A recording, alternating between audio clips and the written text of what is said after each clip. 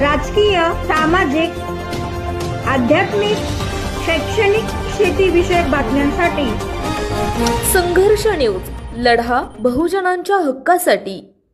अक्कलकोट तालुका पुणे रहिवासी संघ पुणे यांच्या वतीने आरक्षणाचे जनक राजश्री शाहू महाराज यांच्या जयंतीच्या निमित्ताने आपल्या संघाचे कार्याध्यक्ष तथा युवा प्रबोधनकार, संविधान प्रचारक, विद्यार्थी नेते आयुष सागर सोनकांबळे यांच्या संकल्पनेतून दापोडे येथील सरस्वती अनाथ आश्रम येथील मुलांना शालेय साहित्य वाटप तथा अन्नदान उपक्रम राबवण्यात आला.